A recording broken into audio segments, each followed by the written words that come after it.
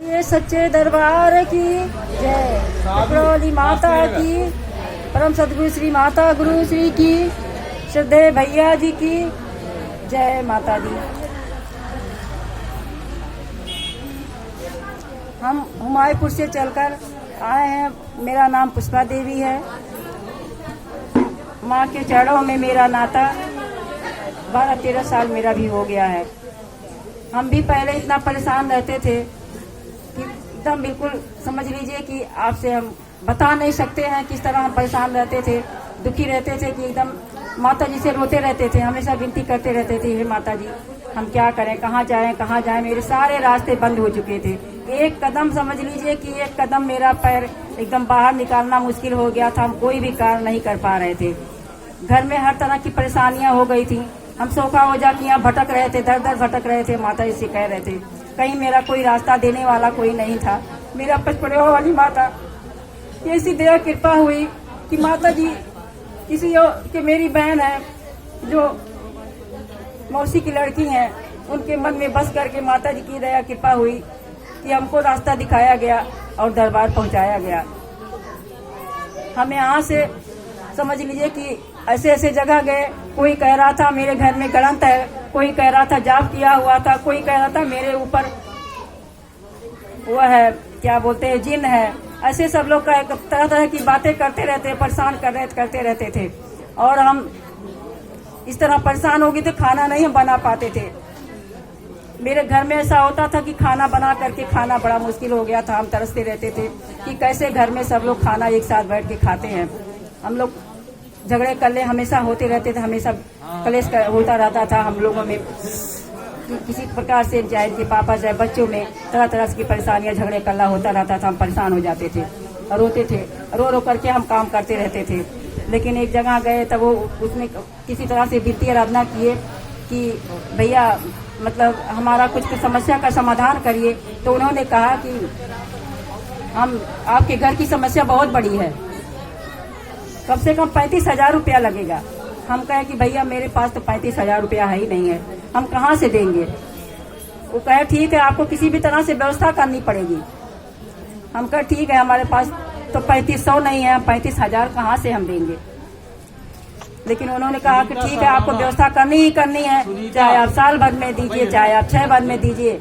आप इस तरह से आपको जब तक नहीं देंगे आपको बहुत हम यही करते हैं माता से विनती आराधना करेंगे कि आपके घर में शांति हो 6 महीने साल भर की। हम किसी तरह से 3,000 रुपये का व्यवस्था किए थे। और 3,000 रुपये में जब हम लेकर के गए तब इनके दोस्त इन्होंने कहा कि ये सही नहीं है इनका दरबार। वहाँ एक पंडित जी बैठे थे, कुछ और लोग थे, वो देखे कहे कि यहाँ पैसा नहीं देना है, चलिए। यहाँ हमको अच्छा नहीं लग रहा। वहाँ से आए मेरे पति, उसके पहले इतना बीमार थे कि हम दर दर भटक रहे थे। और माता जी का उस समय डायरेक्ट सुनवाई हुआ था, लग रहा था मेरे पति नहीं भी बचेंगे। लेकिन समझ लीजिए कि इस अस्पताल से उस अस्पताल, उस अस्पताल से उस अस्पताल, ऐसे ऐसे हम भटक रहे थे। लखनऊ हर जगह से होते हुए किसी तरह ठीक हुए थे। उसके बाद से जब वो पैसा लेकर के हम आए घर पे, इनका हाथ टूट गया, गिर पड़े। बस यही माता जी की दया कृपा थी कि बीच में किसी तरह मेज था, मेज के बीच में थोड़ा सा जगह था। अगर नीचे गिरे होते तो समझ लीजिए कि उनका बहुत कुछ नुकसान, हाथ पैर एकदम टूट कर जाता। और हम लोग मतलब समझ लीजिए पता नहीं क्या होता, हम नहीं जानते, माता जी ही जानती। लेकिन बस मतलब हाथ पे ही गया कि हाथ ही टूट करके रह गया। और वो पैसा वो 3,000 रुपया मेरे पति के हाथों में लग गया। उसके बाद में किसी तरह से जब वो ठीक हुए, हम इससे कहे हम क्या करें। इन्होंने कहा कि ठीक है। हम कहे अब क्या करते हैं। तो उन्होंने कहा कि एक जगह और बात करते हैं। कहे ठीक है वहाँ चलिए। वहाँ हम गए। वहाँ क्या बोलते कंपियरगंज के पास एक पड़ता था जगह, वहाँ भी उसे लोग देखते सुनते थे। तो वहाँ हम जब गए किसी तरह से पहुँचे, समझ लीजिए कि एक सोमवार को वहाँ जाना रहता था।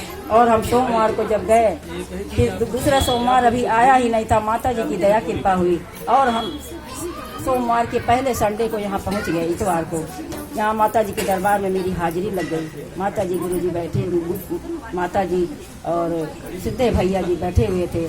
उनके चरणों में हम नतमस्तक हुए। और लेकिन हमको ये नहीं पता था माता जी मेरी यही है। हम उनके चरणों में नतमस्तक हो करके मंडप पे गए। राजश्री माता जी से कुछ हमने अपनी समस्या को कहा। उन्होंने कहा ठीक है अब आप कहीं नहीं जाइएगा, किसी दरबार नहीं जाए, सोफा हो जाके जाने की जरूरत नहीं है। हम कहे हम नहीं जाएंगे माता जी, कहीं नहीं जाएंगे। उसके बाद से वो उनका बात वही हमने अपने कोने में गठिया लिया, और उसके बाद से हम आज तक कहीं किसी के दर पे नहीं गए, कहीं हमको जाने की जरूरत नहीं पड़ी। बड़ी से बड़ी समस्या आई हमारे घर में। मेरे पति कितना बीमार हुए, 2-2, 3-3 बार ऐसी बीमारी हुई, मतलब बचने की उम्मीद नहीं थी कि माता जी उनको चलाते चलाते जितना भी उनके सामर्थ्य था, शक्ति सामर्थ्य, माता जी ने उनको खींचा और खींचते खींचते आखिर अपने चरणों में उनको मुक्ति दे दिया। बस हमको यही खुशी है कि माँ ने उनको अपने चरण में मुक्ति प्रदान कर दिया। बस ये तो बड़ी और कुछ भी नहीं है मेरे लिए। माता जी के दरबार हर पल हर क्षण हम माता जी का नाम लेते रहते हैं। माता जी के सहारे आज मेरा परिवार है। हम कभी नहीं सोचते थे कि मेरे बच्चे पढ़ लिख करके किसी लायक बनेंगे या मेरे बच्चे पढ़ लिख लेंगे। मेरे बच्चे छोटे थे, लेकिन हम नहीं समझे थे कि मेरे बच्चे पढ़ के किसी लायक बन जाएंगे। लेकिन माता जी की यहाँ दया कृपा है कि मेरे बच्चे आज चारों बच्चे पढ़ लिए हैं, पढ़ लिख कर किसी लायक, मतलब माता जी ऐसे कर दी हैं, किसी नहीं कुछ तो कम से कम प्राइवेट कुछ कर सकते हैं, हाथ पैर पे खड़े हो सकते हैं। इतना माता जी का दया कृपा हुआ है। मेरे दोनों बच्चे भी कर रहे हैं, कुछ न कुछ प्राइवेट कर ही रहे हैं। छोटे वाली लड़की है, दोनों भी पढ़ लिख करके BEd BSc सब कर लिया, इंजीनियरिंग कर लिया, BTech कर लिया। सारे बच्चे मेरे पढ़ लिख करके माता जी इतने लायक बना दी हैं। आज माता जी की बहुत बड़ी दया कृपा है। हर पल हम माता जी के चरणों में ये वित्तीय आराधना करते हैं कि ये माता जैसे मेरे घर में आज मेरे घर में खुशी दी है, मेरे बच्चे पढ़ लिख करके इतने वो हो गए हैं, और माता जी की बहुत बड़ी दया कृपा है मेरे घर परिवार में कि हम बहुत खुशहाल हैं। पहले से बहुत खुशहाल हम लोग कम से कम साथ बढ़ के 2 रोटी सुख से खा लेते हैं। यही बहुत बड़ी दया कृपा है माता जी की। और उनके पापा थे तब भी हम लोग साथ ही बैठ करके हम लोग खाना खाते थे।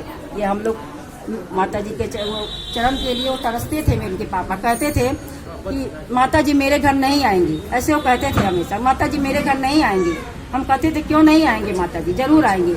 लेकिन जिस दिन माता जी के चरण पड़ा, मुझे विश्वास नहीं था, वो चीज उन्होंने माता जी के चरणों में ऐसे वो रोए, अपने प्रश्न को रखा कि जिसको मान नहीं रहे थे, उस दिन माता जी के चरणों में वो गिर गए और अपने आप को माता जी के चरणों में समर्पित कर दिए। मेरा घर माता जी के चरणों से धन्य हो गया और हमको कुछ नहीं चाहिए था। बस यही हम विनती करते थे। मैं पहले कहते थे जब माता जी के ये रूप स्वरूप हम नहीं पाए थे तो मेरे मन में यही तो प्रश्न था कि हे माता जी कैसे सबके घर में दर्शन देती हैं।